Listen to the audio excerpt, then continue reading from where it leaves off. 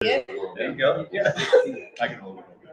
Len's gonna push a button that will be recording. Oh, it's over here though, so I need to push this, or else they can't see. Oh, yeah. It's not a touch screen. It's not a touch screen, you're right. Sorry, Faith. Okay, we're getting it figured out, guys. Okay. Good afternoon, everybody. Welcome. Thank you for being here. I'm Tiffany Edwards, and I am the president of the Springfield City Club. I just want to welcome everybody today, and I apologize that I'm going to read off of Paige's phone.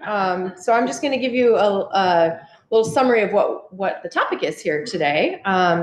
So Lane County is seeking project funding to construct a state-of-the-art integrated material and energy recovery facility, IMERF, in Lane County. The IMERF would be the most technologically advanced waste processing facility in the county. Country, yes. Okay, you're right, country, maybe even the world, and would utilize technology and equipment built in the USA. Maybe you do need your glasses. The integrated facility would process municipal solid waste, MSW, single stream recycling and organic waste to produce marketable recycling commodities and biogas for transportation. Then they'll talk a little bit more about all that. I'm going to skip over and just kind of summarize here. The project is a public-private partnership between Lane County, which holds the highest recycling rate of any county in Oregon, and Bulk Handling Systems. Bulk Handling Systems is headquartered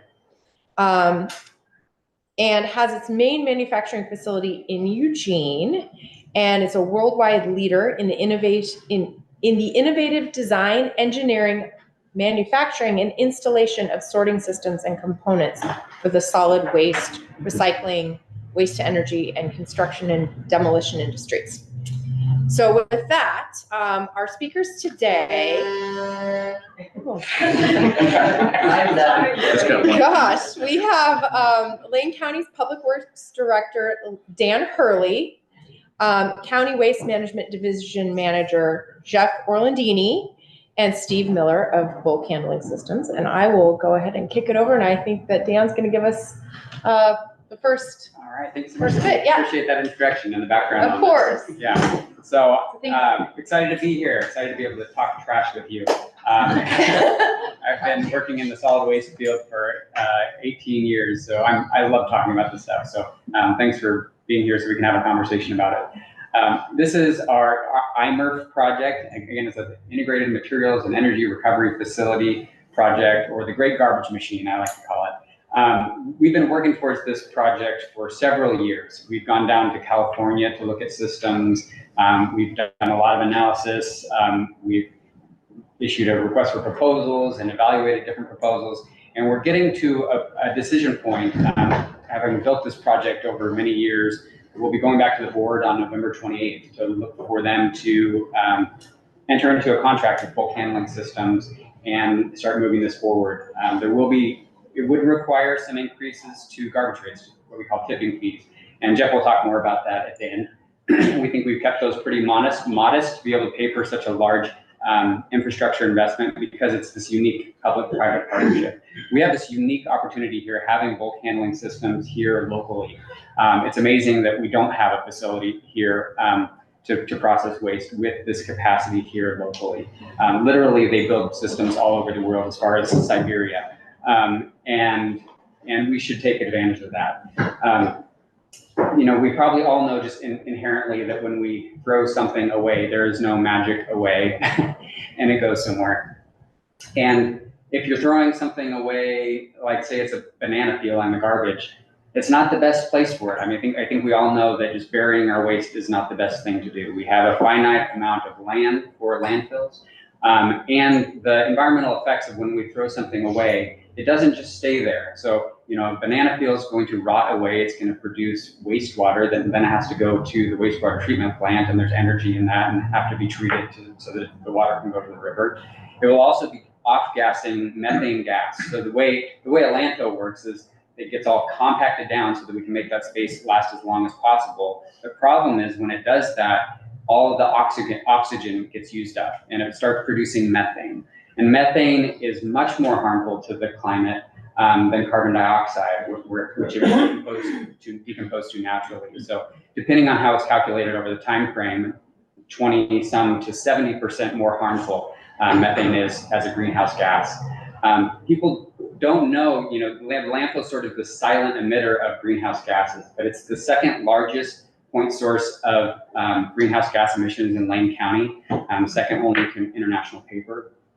It's the largest source of greenhouse gas emissions, more than 70% of emissions from county operations. When you think of all the trucks and equipment that we use and heating for facilities, this is a much larger impact. And you all see on the news of the changing climate and the impacts. We have the wildfires here. Yes, this won't alone solve climate, but I think we're at this point as the world society where entities, governments at all levels need to take bold action to mitigate the impacts that we're causing to climate. So this is one way that we can do this in a real substantial way and in a short period of time. When we get into it more, we'll talk about all the environmental benefits of this project, but there's a lot of great local benefits too, and we'll get into that through this partnership to create jobs, to create potential for more industry. Chamber of Commerce here, there's the potential for other entities that can use these materials that we pull out of the waste stream to other more beneficial uses. So I'm real excited about this project. Jeff is going to go into more detail about all the different aspects of it, and then Steve will continue on with the economic pieces primarily and the technical pieces. Again, this is probably the most technologically advanced system that will be in the country with all sorts of cool AI robotics that can pull the recyclables that shouldn't be in the garbage out of the waste stream. So it's really exciting. I will say we're talking about 2 facilities, maybe even 3 facilities in one. The county would own the land. We're looking at a parcel out in Goshen and would construct the building that would house this equipment. And then we'll have a line in there for pulling, for sorting the residential garbage that will come through and pulling out the recyclables that shouldn't be in there, the food waste that shouldn't be in there. And then there'll also be a component that can sort the commingled recycling that currently gets trucked into the Portland area and beyond, where we could process that locally. And then the third piece is an education facility so that we can train the next generation about better ways to handle waste, and we're excited about those different components. And I should probably pass it here to Jeff. Sure, yeah, making my job easier here. Okay, so make sure this works. Did it turn off? Yeah, you did that.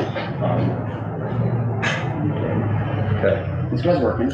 It has some sort of, there we go. Okay, so these are the objectives of the project, and I would say, so Dan mentioned an RFP process. So being a government agency, you don't just enter into a contract with your friend or whoever you want. And so we put an RFP out, we received 4 responses back from that. We whittled that down to 2 finalists that we brought to town for interviews. And after that process, we selected bulk handling for a few reasons. And some of those are on here. So they were exceeding our kind of minimum requirement of getting us to our goal of 63% diversion of waste.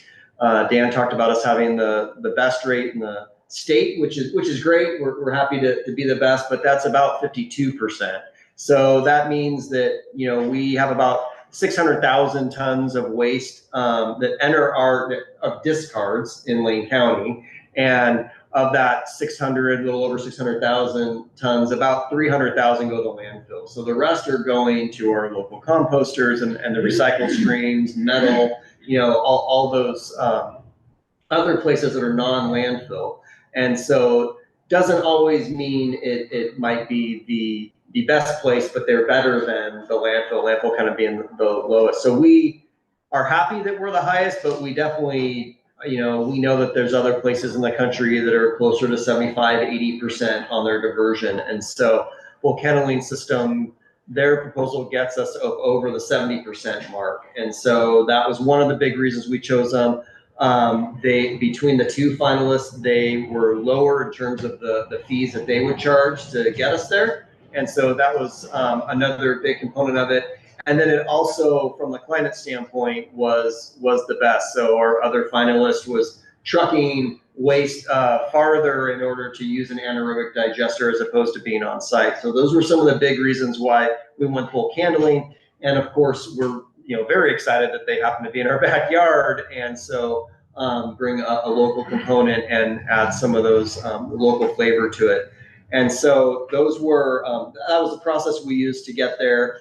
And then the key features of this, Dan's talked about a little bit, so we put an RFP out for processing waste, essentially things that are already in the waste stream and getting us to that diversion rate. They also have the added bonus of having this recycle side of the facility to process recyclables. The gas was a big one, so we do have a gas capture system through EPUD at the facility. One of the things that happens when you're capturing gas and methane, extracting it from an existing landfill or organics in the landfills, you just have natural fugitive emissions that you're never going to be able to capture. So methane's going to off gas throughout the whole process before they can even capture that. They're the best systems in the country are somewhere around an 80% of available capturable gas that they can actually get. So you have gas that obviously you're not going to. This allows us to take organics out of the stream before they hit the landfill and process those to an anaerobic digester. And so then the discards from that going in the landfill no longer contain organics. And so it decreases the potential for methane to be created in your landfill environment because you're capturing on the front end. So that was a large benefit for us was to do that. We still will use the current system out there. They'll be extracting gas for years to come. It's not you don't throw a banana peel in the garbage and 2 days later you're getting the methane off that. That's a longer process. And so they would still be operating out there, but we would see those decreases over time as we're decreasing the organics that we're putting into the landfill. And so these were some of the key features, and I'll hand it over to Steve to kind of get into the impact locally and kind of the features of the system. Great, thank you.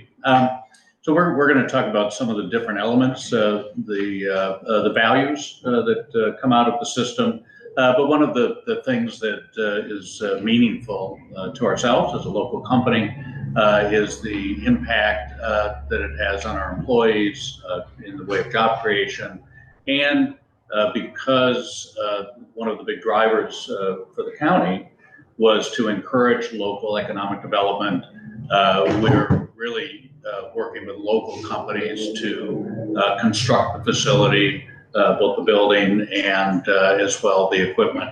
A couple of those players, Far West Steel is a Springfield-based company. They've long been our steel supplier, so that's not really new for us, but there's, of course, a benefit by having them involved.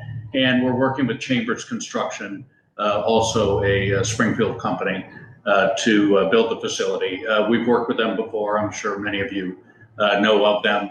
Our employee base, we have over 200 employees here in the Eugene area, 40 of whom live in Springfield. So there's very much a local component here. In terms of value, the total system, or the total land building system, is about $135 million spend, 35 of which would be borne by the county, and we're funding $100 million of that activity. So it truly is a public-private partnership. Once we're running, we're projecting about 38 million in annual economic activity. In total, we have 190 jobs that we'll be creating just to build the facility. The next slide will go into that in a little more depth. But in total, we have 200 million in economic activity. So this is a really significant benefit to the local economy.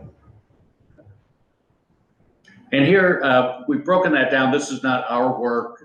This is work done by Onward Eugene.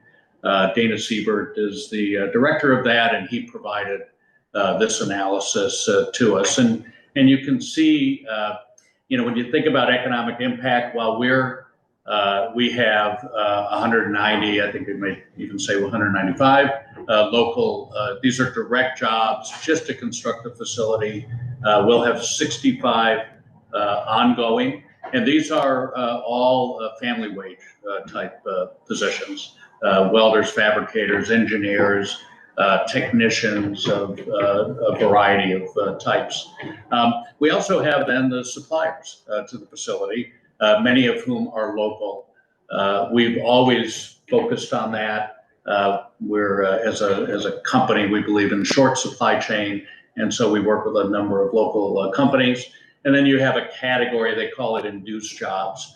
And these are the, somebody, of course, goes out to a restaurant, they go to a retail shop. Those would be that category, and there are many benefits. But in total, we have 200 million in their projection of value provided into the community, most of which will happen in construction, and then a significant portion ongoing through the 25-year life of the agreement. In terms of, there are also a number of climate-related benefits. We talked about CO2. I'll correct something you said. You said 20 to 70%. It's really 20 to 70 times. Thank you. So it's a multiple. Methane as opposed to CO2. We're 88,000 tons per year of CO2 emissions. That probably means nothing to anyone unless you really look closely at it. Think of that in terms, if you took all the vehicles in Lane County, that would represent about 6% of the CO2 emissions from every vehicle operating in the county. If you think in terms of power to electricity to power the homes and businesses in the county, it's also coincidentally around 6% of that total. So it's a very significant reduction from this project. We talked about, of course, the AD, anaerobic digestion, and organics processing, which we will do on site. And we've got some graphics that show that. And then the CO2 benefit of simply not trucking the commingled recycling to distant processing facilities. We'll have a capability to process that on site. When you think about the biogas, we will generate it, we will clean it, and put it directly into a Northwest Natural pipeline. And so this gas is from a chemistry point of view, is really the same gas as CNG, pull it out of the ground. It's just renewable. And we'll wheel this off for transportation fuel, most of it. And the quantity is significant. When you operate a truck or a bus, if you take just an average, they consume about 10,000, if they're using diesel, about 10,000 gallons per year. We'll generate 1.1 to 1.2 million diesel gallon equivalents. In other words, enough to provide all of the fuel for 115 trucks or buses. Clean source of fuel, all from renewable sources. We'll also, again, produce recyclables. And so there's a lot of discussion lately, certainly with the Oregon Recycling Manufacturing Act, where companies are being encouraged not only to recycle those things that are put into the marketplace, but when they put something in the marketplace, they're required to have a recycled content. So we'll be pulling a lot of those metals, plastics, things of value out of that waste stream and moving that into the recycling infrastructure, a big part of the project. And we have really excited about the education center. Personally, for me, I worked in education for 6 years, and so there's a couple things that excite me about that. One is, we partnered with Bring to do 40 plus presentations and tours. They come to our Glenwood transfer station and the landfill, and Bring's facility, and adding this as a stop is really exciting for us, where you can, sit in a visitor center on the second floor, look down on the operations and actually see it in motion and what's happening. We've also found that our education efforts are best spent on youth, that if we can get grade school, middle schoolers, sometimes high schoolers, but usually the youngers, to understand recycling and waste, they teach their parents, and they're more effective at getting behavior change than government officials are, surprisingly. So, we're excited to be able to use, this was very important to us to say, if we're going to build a state-of-the-art facility, we need to be able to show it off and to have people, see it in action. So very excited to see that. And so I just said we have to talk about that a little bit. And then I'll let Dan talk a little bit about kind of that public-private partnership. So yeah, again, I think I talked about it at the beginning, but this is a really exciting project to be able to partner with a local firm with a worldwide reputation to develop local jobs. Let's see, Steve already talked about the funding split. Bulk handling systems will bring about 3/4 of the funding to this project, so it's a really unique opportunity for the county to make a large infrastructure investment. And one thing we didn't touch on is that the Short Mountain landfill. Hopefully, you all know where the landfill is. If you're heading down I-5 on the left there, I'm surprised a lot of people don't know, what that is. But it keeps growing towards the freeway. The commissioners almost 50 years ago made a wise decision to purchase what was the Oregon International Raceway at the time for a future landfill, and we've benefited from that for the last 50 years. This is a time to make another large infrastructure investment to be able to make that resource last even longer. The projections that this could expand the life of the landfill by 20 to 30 years by pulling out these materials that don't need to be landfilled. So that's really exciting. And I can't see the slides anymore. You got a little pop-up window. I'm going to minimize here. There you go. So I'm the public works director, so I think about infrastructure and the cost of infrastructure. We're already having to put a lot of money into managing our waste. So we have to build what's called landfill cells or phases, where it's these lined areas to prevent the wastewater from contaminating the groundwater and to be able to collect the gas. And those projects are super expensive. We spent, I think, close to $18 million on the last landfill cell over the last few years. We're having to build those every 8 to 12 years. So being able to defray the cost of that and build those slower over time is a real benefit to make this project pencil financially and just benefit the community for a long period of time. So, we're planning to build this facility out that direction with the landfill. The haulers are already moving that direction. It'll actually shorten their haul distance and keep them out of driving up into the garbage, which is always changing, and flat tires and whatnot. So hopefully the haulers will be happy about that piece of it. But we've identified a parcel in Goshen. The county is very interested in Goshen as a whole to be able to have economic development there. We went through a rezoning process, and we hope that this could be an anchor facility for Goshen to have spin off other green industries that could utilize the materials coming out of this facility. So that's all very exciting. We're planning to go to the board on November 28th for a decision to move forward, and the facility would be open in about 28 months or 24 months, 2 years from that decision.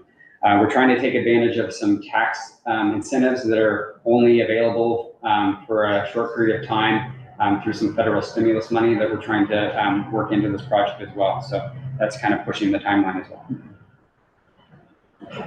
So we have a couple of views of from the property that we're looking to purchase. You can see the facility. This is, I believe, from a view from Highway 99. This is, I'm glad we oriented it this way. So most of our haul trucks come up 99. This facility would be on the left. Currently, they pass where this facility is, go about 1.25 miles farther to our scale house at Short Mountain, another 1/4 mile up to the tipping deck. So this is, for the vast majority of our haulers, about a 3 mile closer, round trip. So it's not significant for a reason. We didn't want to have to change the current haul structure of all those haul trucks. And we especially didn't want to increase that and have it add kind of to emissions on that side. So that's the view from there. This is the view kind of aerial from I-5 looking down, so you can see it runs right at I-5 and will be a pretty fantastic addition to the Goshen area. Then I'll let Steve talk a little bit about kind of the facility itself, the guts of it and how it operates. So here's a look at the facility with the top off. There's a lot of equipment in there. When you think of waste and processing, it's really a process of breaking everything down so that we can get access to each individual component to recover it. And so here we have the opportunity to combine the waste processing on the right-hand side with the anaerobic digestion and biogas facility on the left. So everything will flow, can be conveyed over and then put into the process. I think the next slide gives you just a sense of the modeling that goes into this. These are all manner of equipment: screening, density separation, optical sensing equipment, AI, robotics, controls automation, really a lot of advanced technology that goes into this. One of the requirements that the county had early on is that they were only interested in processes that are proven. That they could go out, see in other places. These are all things that we've done before, and we do this in a variety of places around the world. So nothing particularly new here, other than everything on one platform. With the organic waste, we separate that, and this then moves into the anaerobic digestion component. You can see the gray boxes on the right-hand side. We'll be building those here in Eugene, along with a lot of the equipment. These are very sophisticated processes. We then, the digestate, after we pull out the biogas, 21-day process, we then will take the digestate and dry it so that we can put that to beneficial use. Everything is enclosed. All the air is treated.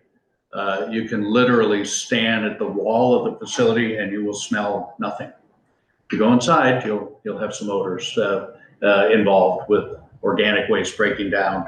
But we're very focused on making sure that from a community point of view, there's no odor whatsoever that leaves the facility.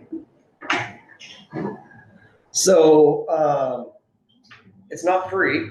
And so what we've estimated is that what's interesting about this, so there's all sorts of percentages that get thrown around for it. So we do have to raise fees in order to make this happen. We're currently going to go to the board at the end of this month and ask for them to approve 2 years, the next 2 years worth of fee increases. So those increases at the landfill would represent 11% each year. And so that'd be 22% over the 2 years. Jeff, forgot to say that's 8%.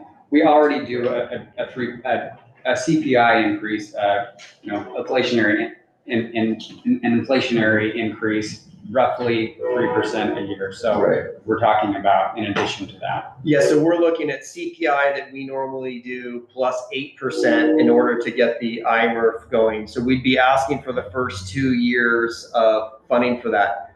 The disposal portions, the landfill tip fee represents about 20% of a curbside customer's fee. So what you pay to put your typical 35-gallon can out in Springfield, that, Standing Pack picks that up. So I believe it's a green one. That's who I use as well. That represents about 20% of that fee. So this is where percentages get confusing, right? So when we look at that, our impact, our fee increase at the landfill, including CPI, represents about in year one, about 55 cents a month is what that would increase. And so over the term of these raises, so we're talking about, each year it would go from 55 cents to maybe 60 cents in year two. So we're really talking about that per month over the first, let's say, 4 years of fee increases of 55 to 70% per month increase per year, cents, yeah. So, So what's that in total, Jeff? so it's about a 2.2% increase total to the customer at the curb. Under 2% of that increase is from the IMRF, again, because we have the two things. We have what we need for CPI plus this. And so we estimate that the end of that term, we're talking about $5 or $6 a year, right? So with that 55 cents times 12 for year one. So it's a difficult thing to wrap our heads around because of the portion of the fee. Obviously, when you pay to have a truck and a driver come to your house to pick something up, the bulk of that fee that you're paying is for that driver and for that equipment to do that. At the commercial side, it's a higher percentage of that fee because obviously you're throwing more away. If you have a dumpster or a much larger can because you're a business, it's more. And so what we are looking at is that's closer to a 30%. And in some cases, it's as high as 40%, depending on the hauler and the size of the container. Of their total bill is what the landfill charges.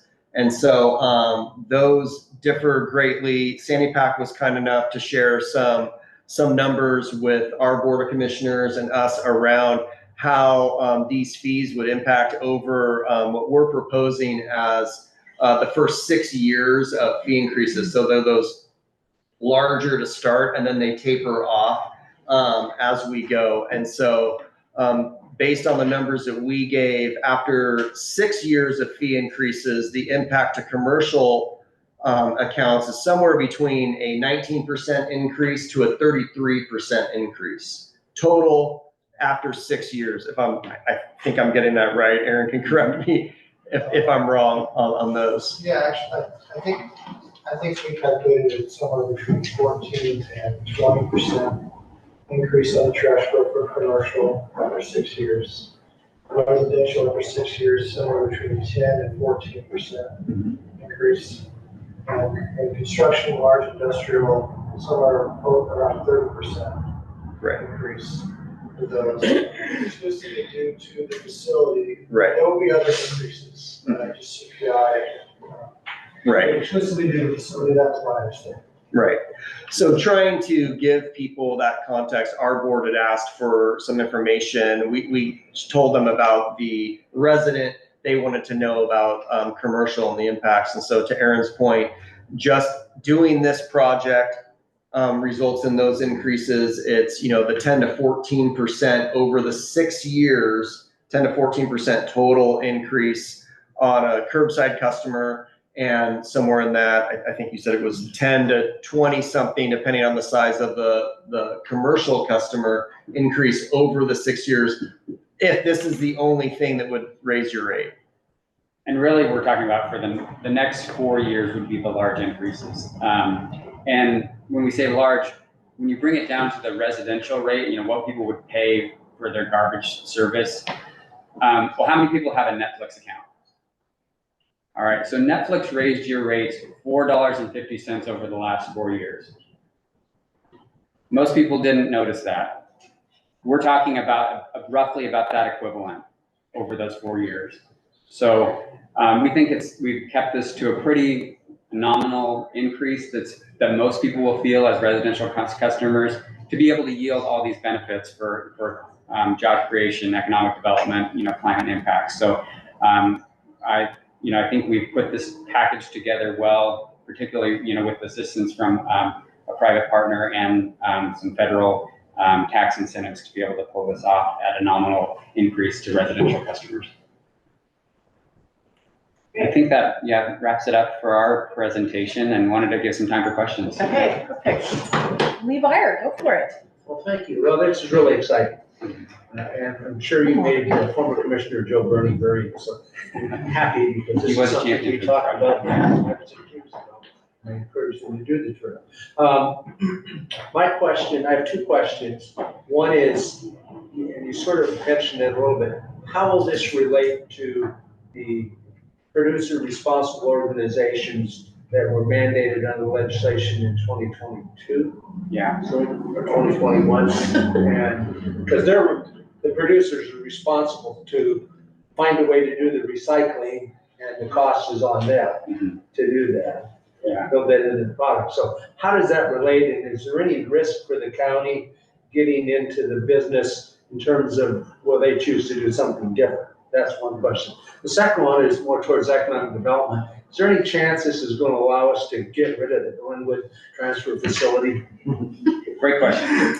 So the first one, and for people that aren't aware, the legislature passed a really landmark bill, the Modernization of Recycling Act, that puts an amazing system in place that I think only exists in one other state, maybe Vermont, where there's money coming into the disposal, recycling side of things. It's put on the producers of those items. So we will all soon be paying a small fee on top of every item that we purchase that contains packaging. And that money will go to support systems so that those materials can then be properly managed at the back end.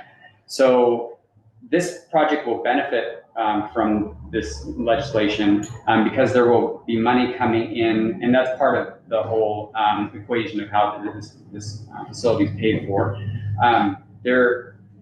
So they have to set up PROs, producer responsibility organizations, that have to figure out how these materials will be recovered. Without a facility here, the PROs will have to pay for the material to be transported out of the area.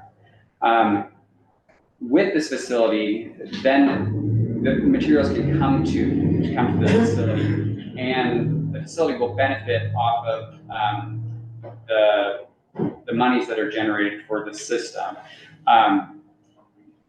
This will put us ahead of the game, because there will be certain standards that material recovery facilities will have to meet, of purity standards, to make sure that we're not sending contaminated recycling out into the markets and other countries.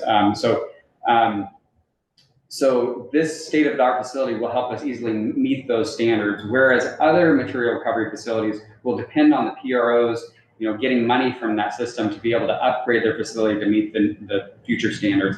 And so that's probably as much as I can talk about. Steve and Jeff are much more knowledgeable on how that works, so I'll pass to you if you want to keep going on those, and I'll talk to the Glenwood question. Yeah, there's still a lot of unknowns related to that program. They're still trying to develop the fee schedules associated with it. So we have in our agreement a sharing arrangement.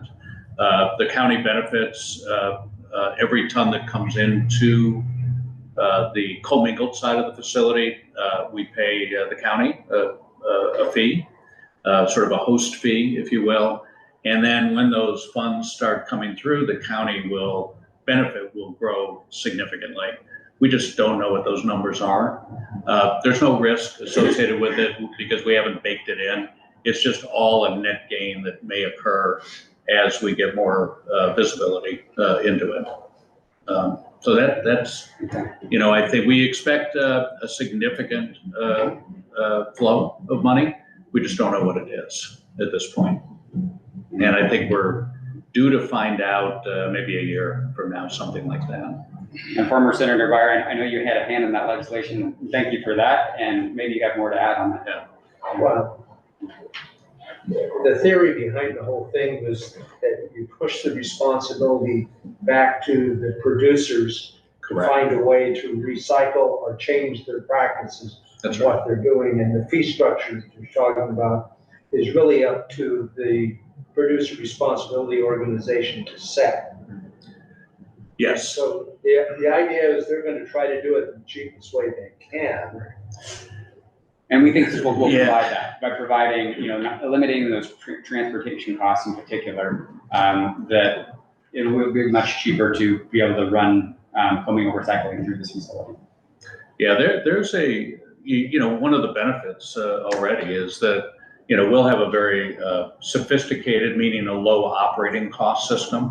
And so we'll be able to process at a much lower rate than is charged today.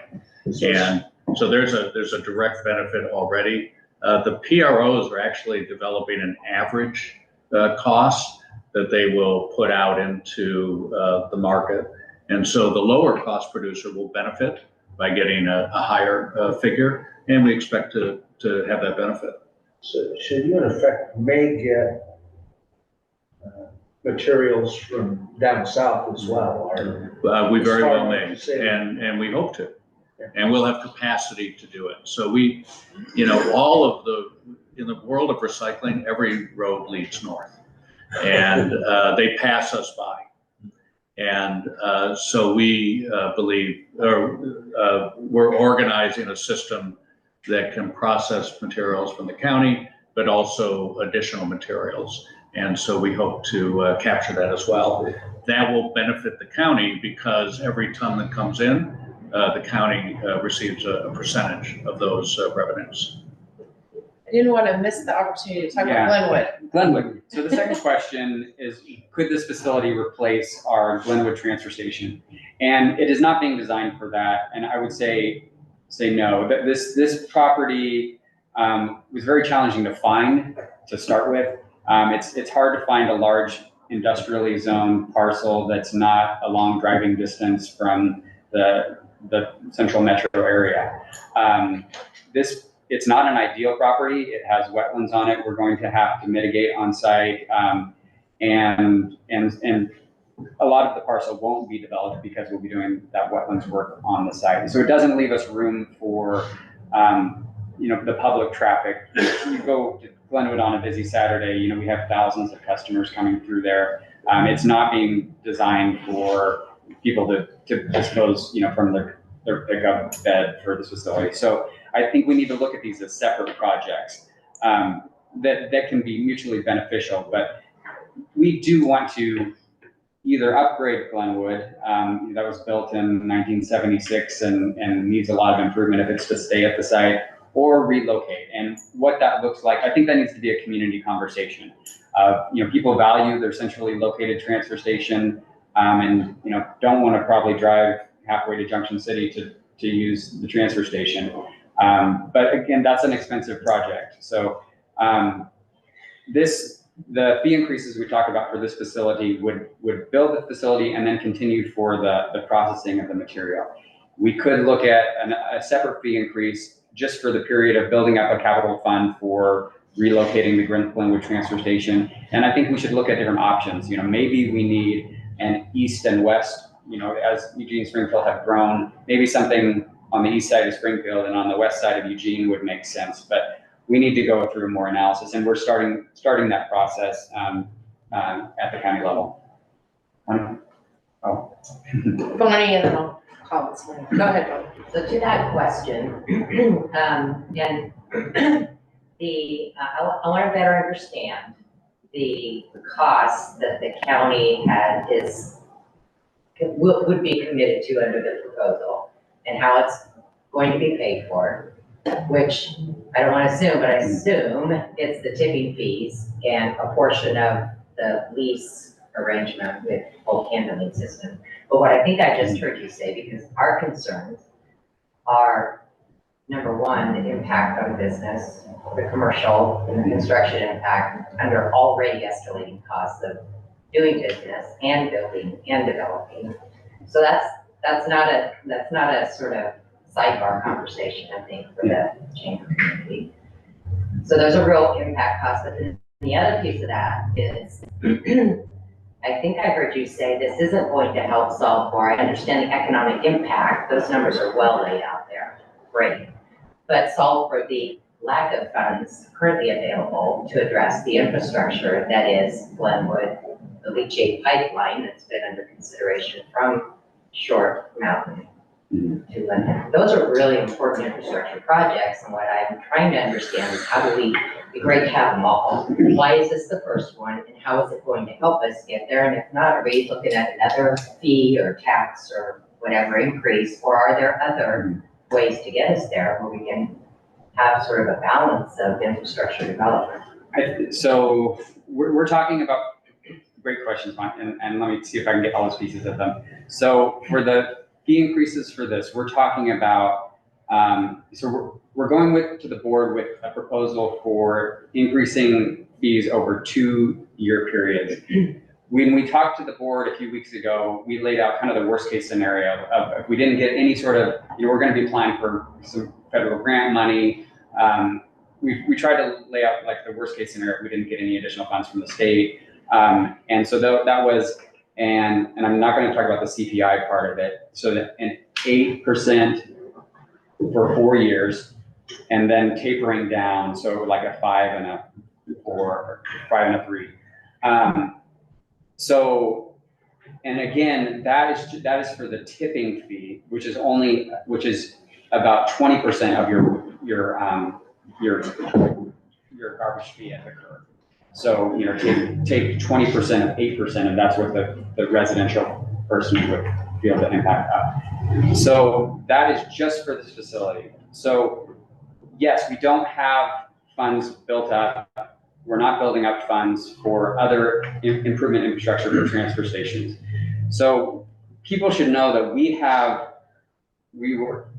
we're on the very low end of garbage fees. If you look at comparable systems around the state, only Douglas County had like $1 lower than us in their tipping fee.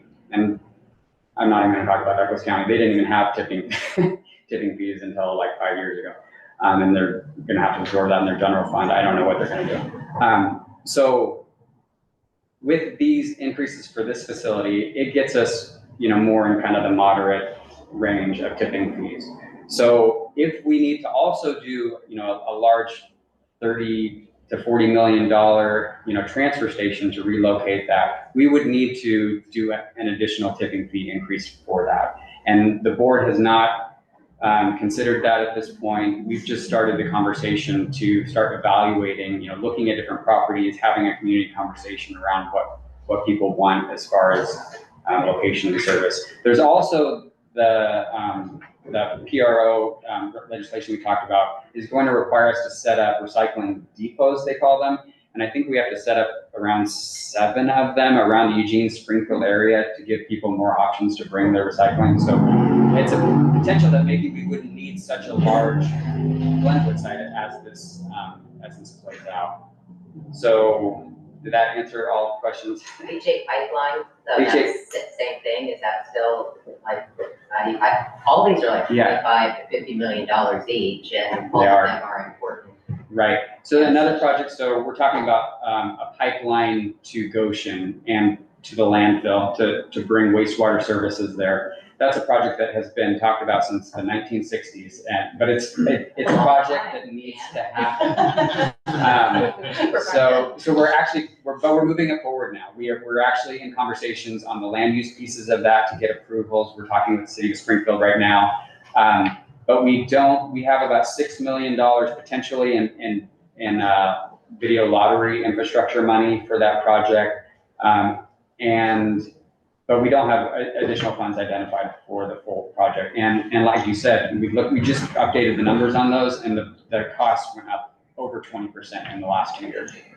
So it's going to be challenging. I just want to add to that, because we have a business here in the county, and we pay those costs. And so the cost of disposal, we feel certainly. They've already described that the impact from this would raise fees in the 2% per year type range, a little north of that. But when you think about our cost here compared to other communities, Portland is a great example. We're a fraction of what our peer companies pay there. And the reason that we're a fraction of it is we have this asset at the landfill. And one of the keys to this project is we're preserving the life of the landfill by around another 25 years. And so really assuring that that benefit stays here, stays in the community, and it gets extended over a period of time.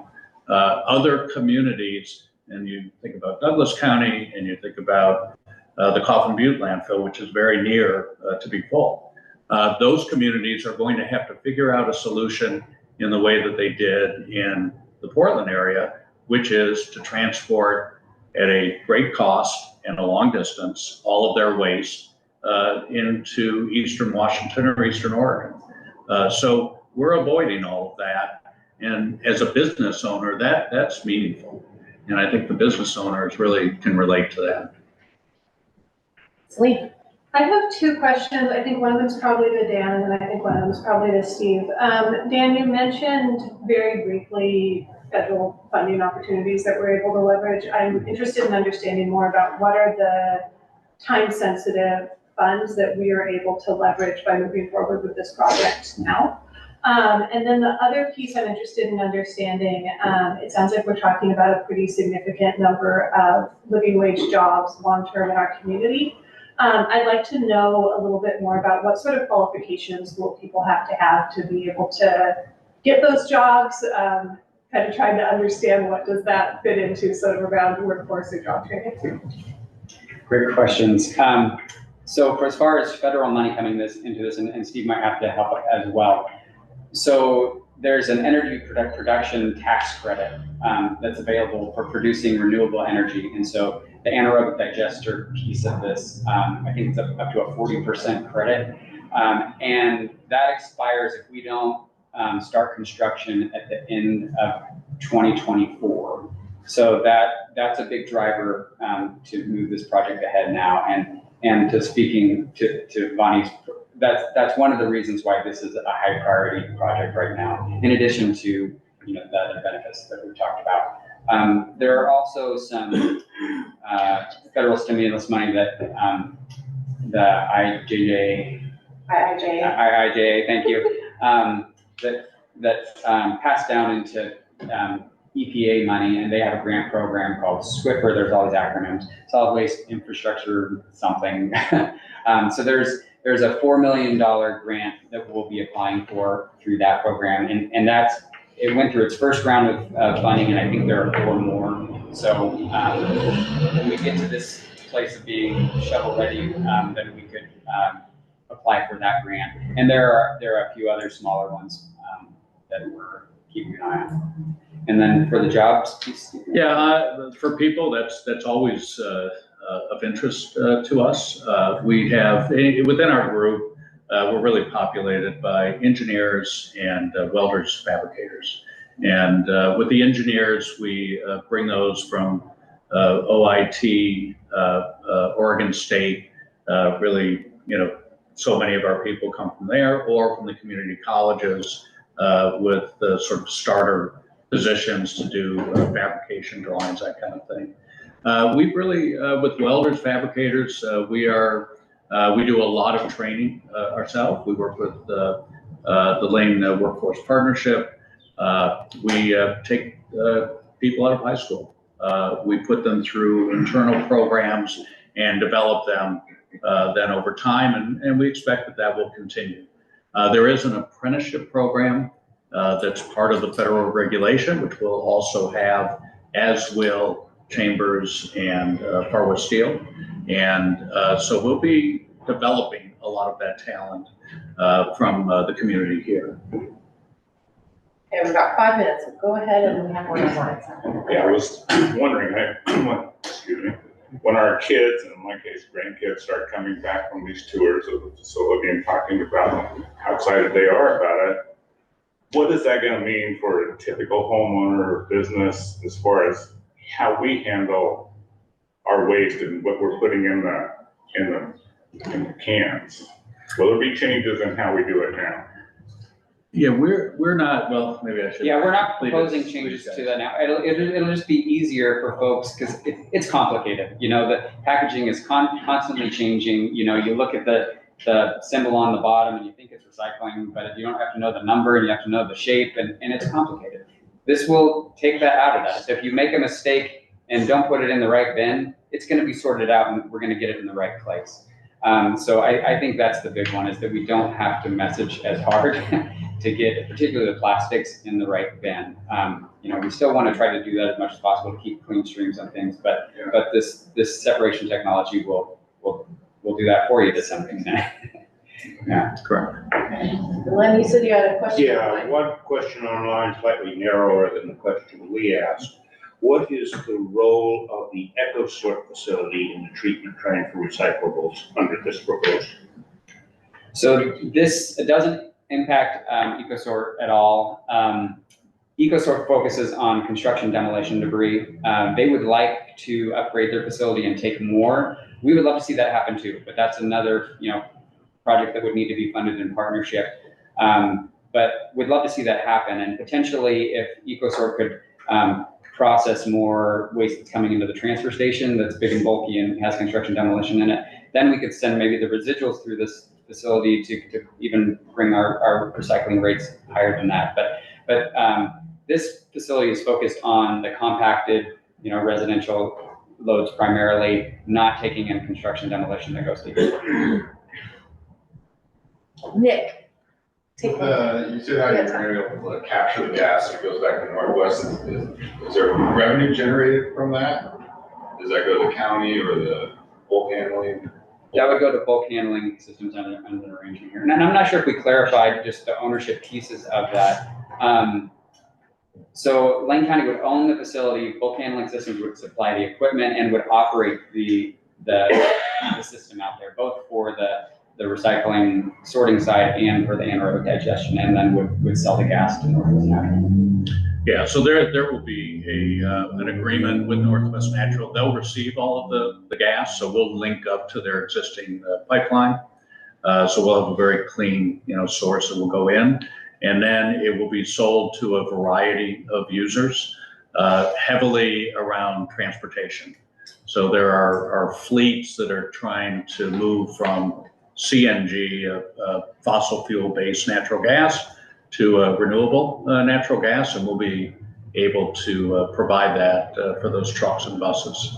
And we would get to assure that gas goes to transportation through these credits and environmental credits that track gas usage from production to offtake. Yeah, and just on that, you asked about whether the county will benefit. There's a baseline rate in all of these things, and then because some of these prices fluctuate, as rates go up, the county receives a significant percentage of that increase. Yeah, Nick has a really good follow-up comment. I was just curious if, could the Lane County convert their vehicles to the natural gas and maybe siphon off that prior to the revenue generated from bulk handling? Is that something that's ever been discussed? Potentially. The county doesn't run, the garbage collection system. We do the garbage transfer, but there are a lot of communities that do that. They take their gas from the anaerobic digesters, clean it up, compress it, and use it to fuel their garbage trucks. We could potentially do that with our transfer station trucks. There's also interest locally. Local Lane Transit District, LTD, is interested in potentially utilizing this gas. You probably would still go through the Northwest Natural pipeline, but it's a potential. Yes, so you guys have talked about sort of revenue share and potential obligations on both sides. I know that it's getting voted on November 28th. Do you have a timeline at this point as to when the contract between VHS and Lane County might be publicly available for to review? So we're working on that right now. It's going through legal review. We have some blanks, as we're filling in the numbers. I've asked bulk handling systems to have it to us by November 10th so that we can have that review. It will be published the Thursday before the PUP board meeting. So I think that's on Thanksgiving.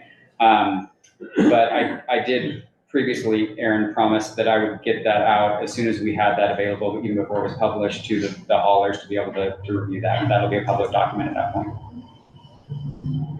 All right. Sounds like a Thanksgiving gift coming. All right. Well, thank you guys. Thanks everybody for tuning in and the folks online. And I will leave it at that, but welcome to everybody and hopefully we'll see you. What's our next program next week? Sorry. The 16th. The 16th. Oh, the 16th. We have the folks from the campaign for Measure 110 coming down from Portland. So that should be a good one. So look forward to seeing everybody then. So thank